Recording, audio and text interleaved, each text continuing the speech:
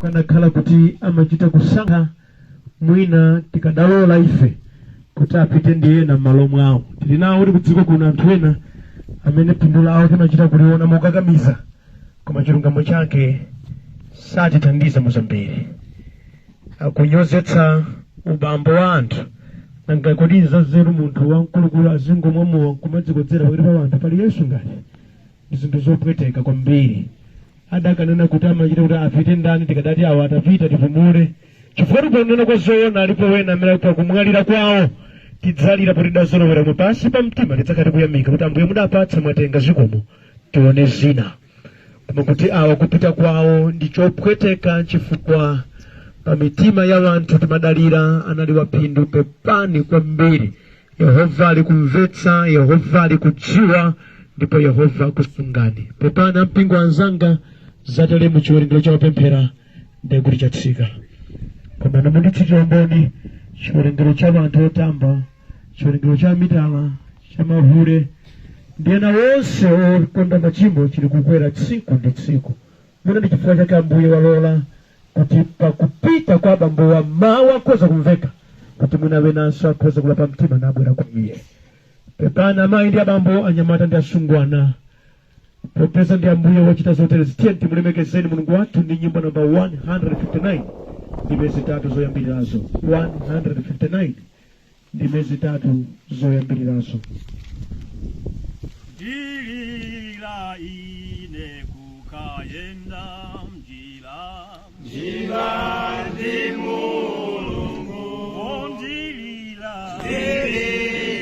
nyali nikaone njira ya kwa Yesu njira ya kwa Yesu njira ya kwa Yesu njira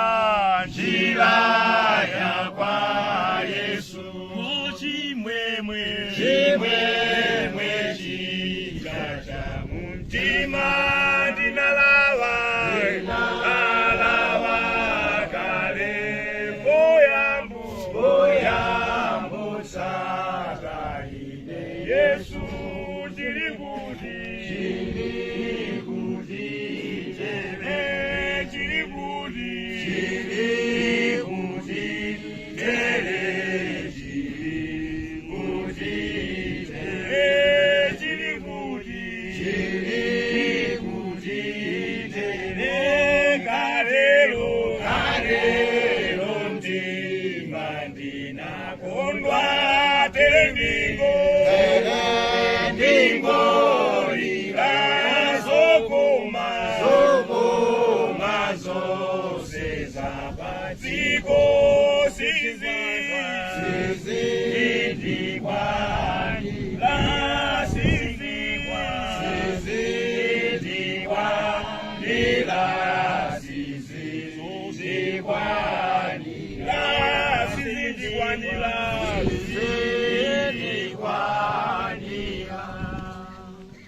Okundidwa Mulungu yenkwa nafe mama wake opezeka pa 1 Samuel chapter number 27 ndime yake imodzi yokha ndime yoyambirira.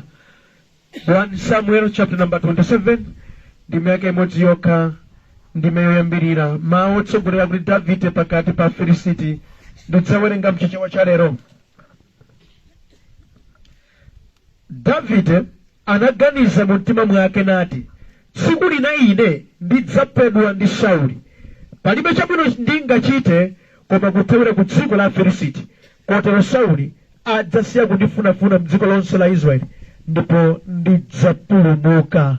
Amen. Tiye nokondedwa tipemphere. Atate chauta Mulungu wathu, kusonkhana kwathu kwa lero simonga mwakufuna kwa mitima yathu kwachitika chifukwa mwatenga kholo lathu pakati pathu. Yehova, tasonkhana ndi misozi, tasonkhana ndi mitima yosweka, tasonkhana ndi nkhawa chachitikachi nchachikulu. Komabe Ambuye tiyang'ana kwa inu kuti ndi amene mungatonthoze mitima yathu. Tikupemphera Ambuye chifukwa ndinu mwachititsa kuti bambo wathu akhoza kupita. ifeyo nkusonkhana ndiponso mawu anu ndikumveka. Mumadziwa Mbuye tilira bambo waka choka, koma munadziwanso kuti pa imfa yotere akulu awa abwera kumaliro kuno, ndipo adzakumanizana ndi mawu anu. Sikomo kuti abweradi iwowa sapemphera. Sainuyo amanyoza ngamagana amenewa. Yehova pemphero langa kamba naonesa mawu anu, popeza nawonso adzamwalira nkutheka chaka chino sichitha akhala akubwera kumwambako apatseni mawu anu. Yehova ndikupemphera chifukwa cha chimwene awa adapanga ubwezi wapondapa mpondepo nkachasu, umboni wawo ndi nkhope yawo mmenemone ndi mwana munthu ikusosoka kukamba koukondetsetsa mowa.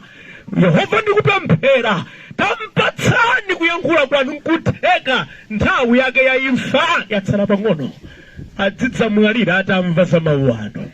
Yehova ndikuwapempherera abambo awo amene adapanga ubwezi ndi azimayi ambiri ku dziko lino, amadzigomera ngokonda kukwatira. Yehova bwanji asadafike pakumwalira amve uthenga wanu. Sikomo kumwamba kuti amayi awaso abwera. Amayi wadachita gauta amuna wawo iwowa atikutetesa banja. Ndikuwapempherera Mulungu asadanyamuke mdziko muno adziwe choonadi chimene chikhoza kuwamasula kumachitidwe otere. Chemwali awaso abwera sikomo kumwamba ndi mtengatenga ndi mtokoma umenewu. Ngati pali mzimayi wokonda azimuna kwa mpira angochilochekera ndi uyozolikayi. Yehova ndikumpempherera kuti banja amve mawu anu podzachoka iye ku dziko lapansi adzakhala dziwa choonadi chomasula ndiye Khristu Yesu wamoyo. Kulani ndi chepe mwa Yesu Khristu. Amen. Okondedwa, tawerenga mawu a Mulungu kuchokera mu 1 Samuel chapter number 27 ndime yake imodzi yokha. Ndikuyankhula kumene Davide adayankhula ataona zomuchitikira.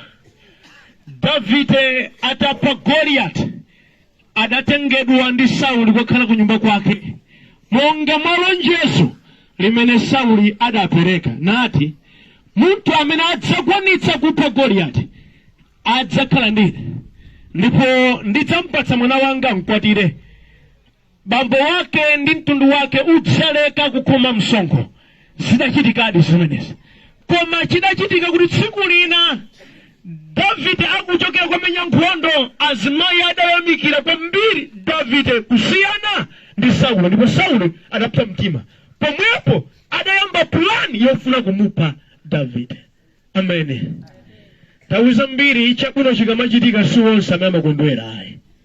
Ayi, nyengo zambiri anthu amafuna tizigawana mavuto osati zabwino. Ayi, olupa mutsi apezeke wina wake kuti zamuyenderako mayina amene mampatsa ngoyipa kwambiri zedi.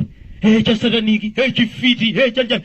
Nkhani nkungoyipidwa mtima kuti munthuyo zake zayenda. Okondedwa, munthawi yambiri wina wake akati zumuchitikira bwino, misunamo ya vanthu imachita kuti ndalakwa chani munthune. Ori munthu akuti angotchenako. Angapachika pa mtengo ufala kwa marero iwo linacho upeza munthu chalibe. Kukonda kungoyipidwa ndi mtima basi. Koma ndipati ndikuza namba lako okondedwa, mu dziko lapansi aliyense ndofunika. Amene zina zimenezi simungathe wina akhotani kuti akhoza kuchita. Ndipo zikamachita zoterezi ndani kuti zitithandize kupita patsogolo. Sauli sadachione.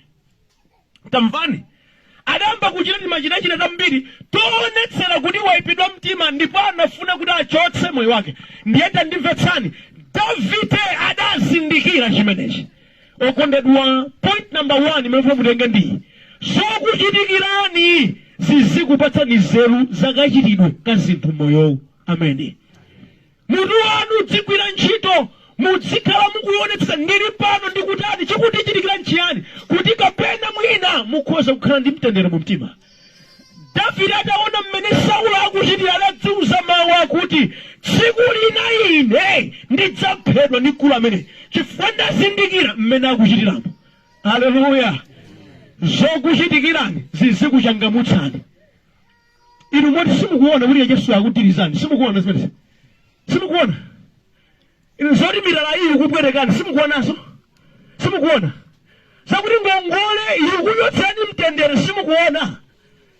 simukuona zoti mahula akudiyani ndalama simuona zimene mudali choncho ndipasana simukuona okondedwa zokuchitikirani zizikuchangamutsani. Davide ataona mmene zikuchitikira adadziuza yekha mu mtima tsiku lina mkuluyu adzandipweteka. Inu amayi abambo auchine amankupatsani moni moti simukuona kuti iwaja akuenda simukuona ndito achimwene sola chemwali aja afuna kuti mwafusika simuona moni wanje mutaera mataona nkoni icho kuti chili kumanja simukuona zilisi zokuchitikirani zizikuchangamutsani. Ameni.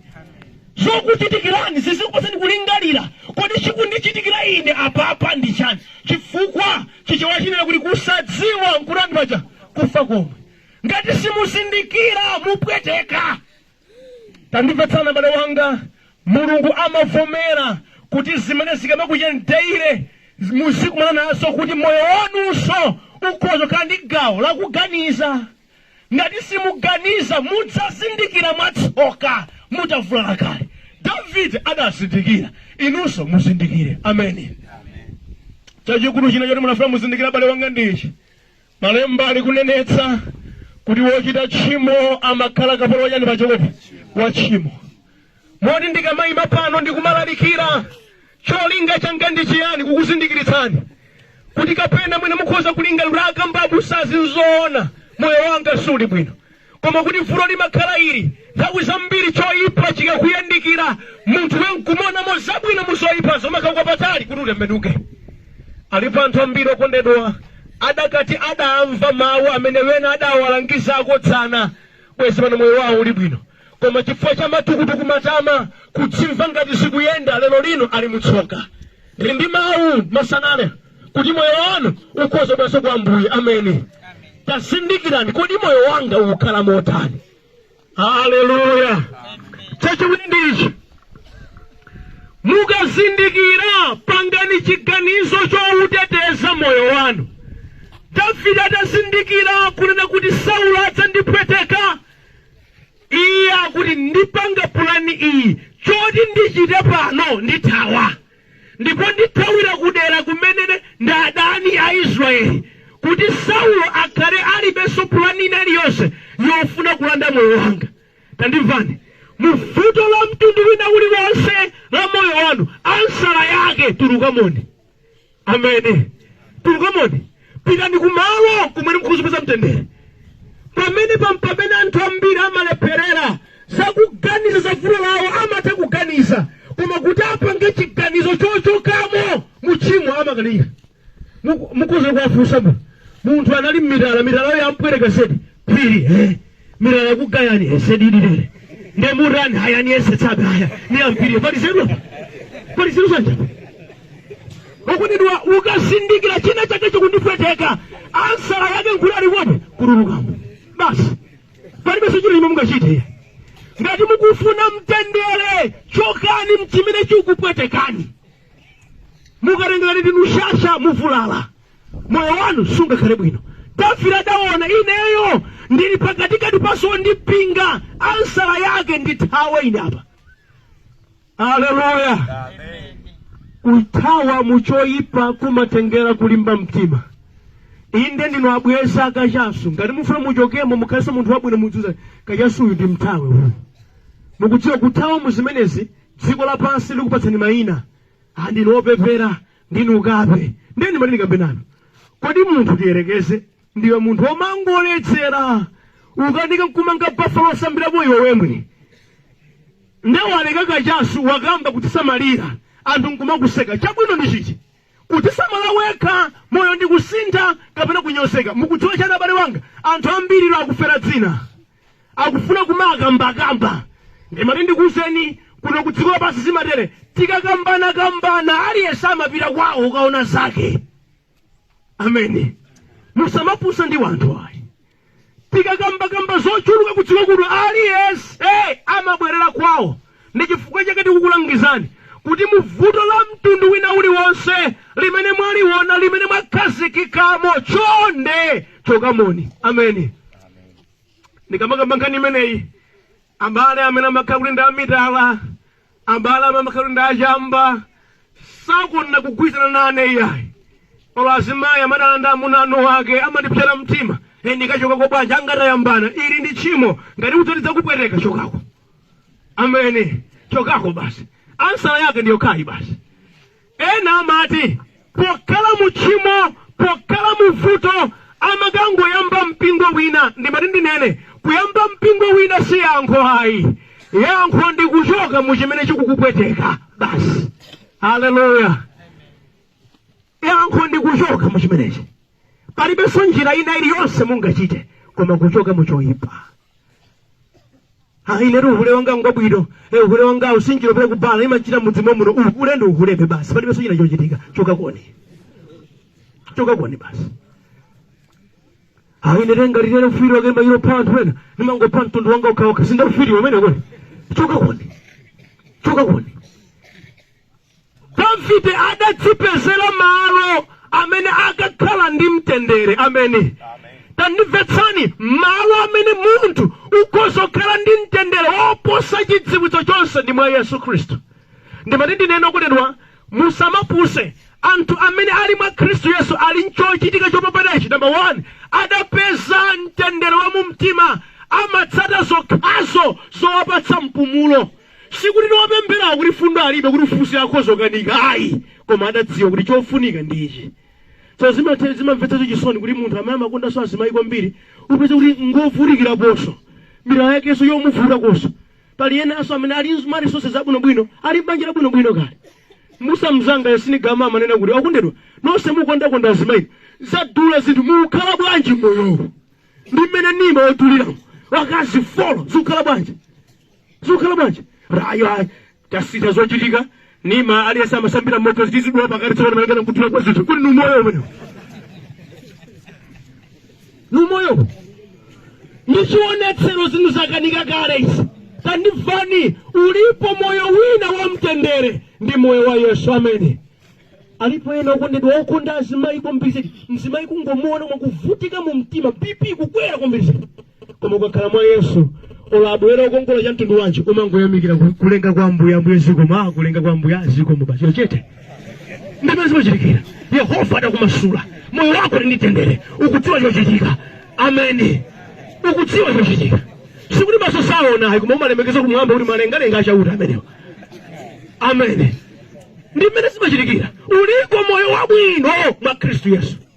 Uliko moyo wabwino sutangwaniganiza mbiri yayi. Yesu amakhala kumasula uli malo asefu gaulani kuli kwambiri ndiri imfa ngati ipodza kupeza Yesu amakugwira dzanja nakulandira popeza iye amalandira ake. Ameni. Tiyakhala m'midzimu timaopsezana alipo tiwena ndiwoopsa pankhani Yesu olembanalembana amalembezedwa kuopsezedwa akakungatsinya ngati nzilombana rafumu machita manyazi basi kungolembera dzina lawo. Zimachitika kudziko kwamkuno koma kumwamba sizitheka. Ameni. Ngati Yesu udatsatane ndi Yesu pakufa pako ndi gahena basi kuopsezana koseku ndi kwa dziko lapansi lino. Wokhala mwa Yesu amaupeza moyo wosatha. Ameni. Ndimati ndingolengeza pano sitonse amene chakachi chitha tili amoyo ayi wena mumwalira ndithu.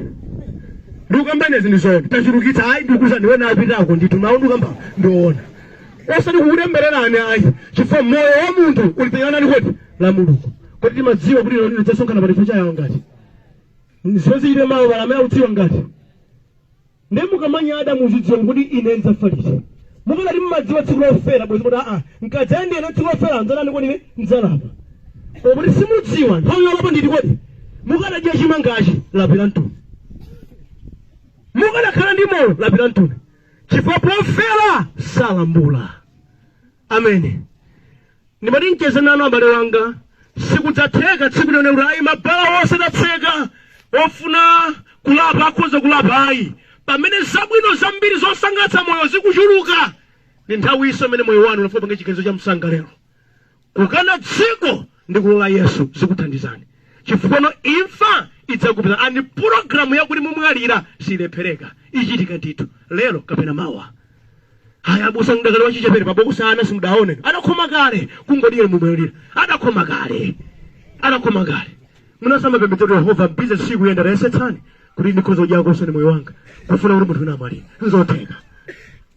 Ndi chifukwa chake nthawi ya imfa isadafike thawirani kwa Ambuye. Ameni. Yesu mpaka nalero akadayankhula monga mawu ake opezeka pa Mateyu chapter number 11 verse 28 akuti idzani kuno kwa ine nonsenu akulema ndi kuthodwa ndipo ine ndidzakupumitsani. Yesu amasintha moyo. Yesu amathandiza. Mukakhala mbali ya Yesu ndi wamkulu kuposa wa dziko, mnyerekezi sangakuyandikirenso naye. Mukhala ndi mtendere. Akusinthani kuganiza, akupatsani mphamvu, akusinthani khalidwe, muyamba kukhala monga mmene Mulungu akufunira. Haleluya. Ndimalize motere. Satana akamauzuza moyo wa munthu, cholinga chake amafuna kumsandutsa munthuyo akhale ngati chinyamanyama, asamakhale ndi umunthu. Zimenezi zizikupatsani kulingalira kuti zoonadi njerekezi akundizunza. Chitsanzo ndi ichi. Alipo ena njerekezi adapatsa chimzimu cha galu. Galu sakhala ndi mkazi mmodzi, galu saona mamuna ayi.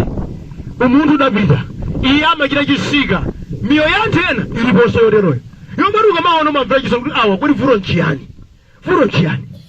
Ninkalalikira pena kuti zikapeze kuti mwa bamboyi muli chimzimu cha galu, mwa mzimayiso muli chimzimu cha galu, neriweke yake si vuto gwira ayi. Okumalira kuno khoza gwira bwinobwinonso chifukwa chimzimu cha galu. Akhoza kuyenda mlongo wanga bwinobwino choka uko akangonazi mbambo basalu kumasuka yokha. Chizimbu chopita wonetsa mwina kapena mwayikoza kupeza wonetsa mwina ingagwire pano wonetsa. Zimachitika zimenezi. Ndikamba inezi zochitika. Ndikifuna kwamba nanu wa Yesu amachoka muzimenezi.